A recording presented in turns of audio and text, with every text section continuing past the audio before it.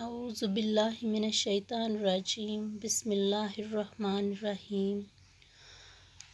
Dear students, Assalamu alaikum. This is science subject of 8th class. Topic is cell. In the previous lesson of chapter 1st, we have studied about the instruments to magnify objects. Now, in our today's lesson, we will discuss about cell. First of all, we will discuss the history of the cell. Dear students, as far as the history of the cell is concerned, an English scientist, Robert Hooke, discovered cell in 1665. अगर हम बेटा cell की discovery के बारे में बात करें तो एक इंग्लिश साइंटिस्ट था जिसका नाम था रॉबर्ट हुक. इसने सेल को डिस्कवर किया है इन 1665. What does he do? He observed thin slices of carbon under his cube microscope. उसने छोटे छोटे पीसेस लिए कारक के और उसने अपने क्यूब माइक्रोस्कोप के थ्रू उनको ऑब्जर्व किया. अगर आप कंफ्यूज हो रहे हो कि कारक क्या है तो आपको कंफ्यूज होने की कोई ज़रूरत नहीं. कारक जो है it is the outermost layer of tissue in woody plants. ये बाहर वाली तह होती है जिसको हम खाल भी कह सकते हैं. किन की? वुडी प्लांट्स की, या हम इसको बारक भी कहते हैं. This cork he found that what does the hook found? He found that the cork was made of box-like compartments forming a honeycomb like structure. उसने क्या देखा अपने क्यूब माइक्रोस्कोप के ज़रिए? जब इसने कारक को ऑब्जर्व किया अंडर हिज क्यूब माइक्रोस्कोप, उसने देखा कि छोटे छोटे बॉक्स लाइक स्ट्रक्चर्स जो हैं उनको हम कंपार्टमेंट्स भी कहते हैं, स्मॉल रूम्स भी कह सकते हैं. उन्होंने एक हनी कॉम्ब लाइक स्ट्रक्चर बनाया. हनी कॉम्ब आपको पता ही है, मधुमक्खियों का वो छत्ता, वो आपने देखा ही होगा है जिससे हमें शहद हासिल होता है. तो मैं आपको आपकी नोटबुक के थ्रू ये हनी कॉम्ब स्ट्रक्चर दिखाऊंगी. ये है हनी कॉम्ब लाइक स्ट्रक्चर जो हुक ने ऑब्जर्व किया अंडर हिज क्यूब माइक्रोस्कोप इन 1665. इस तरह से उसने देखा कि कारक के अंदर ये इस तरह का स्ट्रक्चर दिखाई दिया उसे, और इसने देखा कि ये जो छोटे छोटे कंपार्टमेंट्स हैं, स्मॉल रूम्स हैं, इनका नाम उसने रख दिया. He named them as cells. These compartments he named as cells. He said that these are cells. He demonstrated his work at Royal Society of London. उसने फिर क्या किया? उसने रॉयल सोसाइटी ऑफ लंदन जो एक रिसर्च सेंटर है वहाँ उसने अपना ये काम डिमॉन्स्ट्रेट किया, दिखाया कि ये देखो मैंने कारक को अपने माइक्रोस्कोप के थ्रू ऑब्जर्व किया. मैंने देखा कि वहाँ इसके अंदर छोटे छोटे कंपार्टमेंट्स बने हुए हैं. इनका नाम मैंने रख दिया कि ये सेल्स है. क्या है? Cells. Let us now first define cell. अब हम पहले सेल की डेफिनेशन देखेंगे. सेल क्या है? The cell word is derived from a Latin word cell. ये जो सेल वर्ड है ये एक लैटिन वर्ड है. इसका मीनिंग है स्मॉल रूम, छोटा सा कमरा. It is the basic structural and functional unit of all living organisms. ये पहला बुनियादी जुज है किसका? एक ऑर्गेनिज्म का स्ट्रक्चर बनाने में, उसकी फंक्शंस परफॉर्म करने में ये बेसिक यूनिट होता है. कौन? यही सेल तमाम फंक्शंस एक ऑर्गेनिज्म के अंदर परफॉर्म करती है, उसका स्ट्रक्चर बनाती है.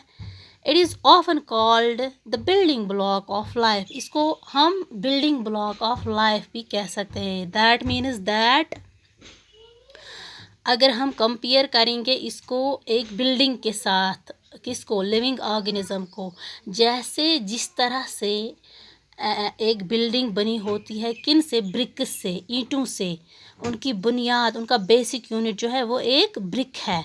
इसी तरह से एक ऑर्गेनिज्म का बेसिक यूनिट जो है, जो शुरुआत होती है एक ऑर्गेनिज्म की, वो एक सेल से होती है। जैसे buildings different sizes and different shapes की होती है, इसी तरह से ये ऑर्गेनिजम्स भी जो है different sizes and different shapes के होते हैं। That is why it is called the building block of life. इसी से लाइफ की शुरुआत होती है, इसीलिए इसको एक बिल्ड करता है एक लाइफ ऑर्गेनिज्म की, इसलिए इसको बिल्डिंग ब्लॉक ऑफ लाइफ कहते हैं। ये तो आपको पता ही है। ऊपर cell is discovered by Robert Hooke in 1665।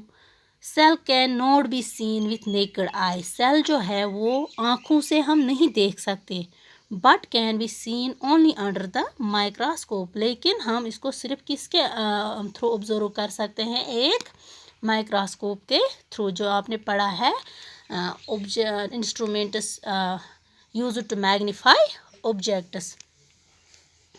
Now on the basis of number of cells present in an organism, अगर अब हम देखें कि एक ऑर्गेनिज्म के अंदर कितनी सेल्स होती है, इस बेसिस पे हम ऑर्गेनिज्म को टू टाइप्स में डिवाइड करते हैं। Organisms are divided into two types. Organisms are divided into two types on the basis of cells present in them. Now first type is unicellular organisms. पहला type जो है organisms का वो है unicellular organisms. दूसरा जो है वो है multicellular organisms. First unicellular organisms are the organisms which are made of only one cell, जो सिर्फ एक सेल के बने होते हैं। ये वो ऑर्गेनिजम्स हैं जो वो जिंदा चीज़ें हैं, वो जानदार हैं जो एक सेल से सिर्फ बने होते हैं, सिंगल सेल से। दे आर फॉर्म्ड ऑफ या made of only one cell और single cell, and all the functions inside the organism are performed by the single cell. और एक ऑर्गेनिज्म के अंदर जो भी इस ऑर्गेनिज्म के अंदर फंक्शंस होती हैं वो तमाम कौन परफॉर्म करती है, यही एक ही सेल। क्योंकि ये एक ही सेल का बना है, इसलिए इसकी सारे काम, सारे जॉब्स जो इसके अंदर होते हैं वो कौन करता है परफॉर्म, यही एक सेल। फॉर एग्ज़ाम्पल पैरामीशियम है, इसमें ज़्यादातर बैक्टीरिया आते हैं। पैरामीशियम है, एमीबा है, ग्लीना है, ये इसकी एग्जाम्पल है किसकी, यूनिसेलुलर ऑर्गेनिज्म की। अब दूसरा multicellular organisms. These are those organisms which are made of many cells. ये वो लिविंग ऑर्गेनिजम्स है जो एक से ज़्यादा सेल्स के बने होते हैं। कोई फ्यू सेल्स का बना होता है, कोई मिलियंस, किसी ऑर्गेनिज्म में मिलियंस ऑफ सेल्स होते हैं, या प्लांट हो या एनिमल हो वो। मल्टीसेलुलर ऑर्गेनिजम्स जो है इसके अंदर all the functions are performed by these cells. जो इस जितनी सेल्स का ये बना होगा, 4, 5 मिलियंस व्हाटसोएवर, ये इसके अंदर जो भी फिर फंक्शंस होंगी वो इन्हीं सेलों से परफॉर्म होगी, यही सेल्स उनको परफॉर्म करेंगी। ये जो फंक्शंस हैं, these functions are divided among groups of cells. अब ये जो इसके अंदर ऑर्गेनिज्म के अंदर सेल्स होती हैं, ये ग्रुप्स में उनको ग्रुप्स में तकसीम करते हैं, फिर ये करते हैं, ये वर्क जो है इनमें डिवाइड करते हैं। इस ऑर्गेनिज्म का वर्क जो अंदर है, इसका जॉब जो है, इनको अलग अलग काम देते हैं। सारी सेल्स जो है, all the sales do not do all the jobs. एक सेल को हर एक काम नहीं करना पड़ता है, बल्कि इनको ग्रुप्स में तकसीम करते हैं, और फिर एक ग्रुप को एक काम दिया जाता है, दूसरे ग्रुप को दूसरा काम दिया जाता है। इसलिए इसको हम कहते हैं, इनके अंदर जो एक खुसूसियत है, इसको हम डिवीजन ऑफ लेबर कहते हैं। जो मल्टीसेलुलर ऑर्गेनिजम्स जो डिवीजन ऑफ लेबर करते हैं अमंग द सेल्स, उसको हम डिवीजन ऑफ लेबर कहते हैं। इसकी एग्जांपल मैं आपको ऐसे दूंगी, अगर कहीं कोई शादी वगैरह होती है तो फिर वहाँ बहुत सारे लड़के या लड़कियाँ होती है, तो उनमें हम काम तकसीम करते हैं। एक ग्रुप को बोलते हैं लो जी आप सफाई करो, दूसरे ग्रुप को आप खाना पकाओ, तीसरे ग्रुप को आप दूसरा उसको कोई दूसरा काम आप खाना सर्व करो, दूसरा काम उनको देते हैं। इस तरह से हम उनमें डिवीजन ऑफ लेबर करते हैं। इसी तरह से ये मल्टीसेलुलर ऑर्गेनिज्म जो है, इन सेल्स के अंदर भी डिवीजन ऑफ लेबर होता है, इनके सेल्स के अंदर भी। इसकी एग्जांपल है मल्टीसेलुलर ऑर्गेनिज्म की प्लांट्स एंड एनिमल्स। क्या है? Plants and animals. तमाम प्लांट्स और एनिमल्स जो हैं वो मल्टीसेलुलर ऑर्गेनिजम्स है।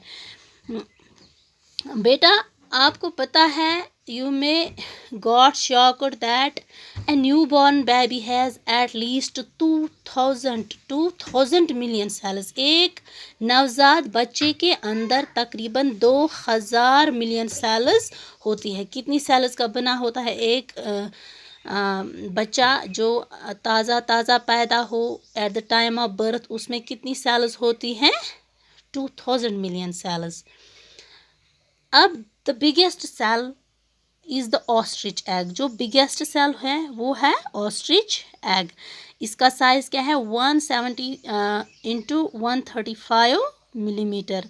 And the smallest known cell is that of है बैक्टीरियम। एक बैक्टीरिया है वो जिसका नाम माइकोप्लाज्मा है। दिस बैक्टीरियम मेजर्स अबाउट, इसका क्या साइज़ है? 0.1 micron.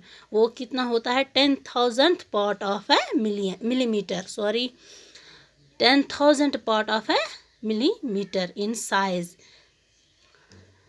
This is enough for today, students.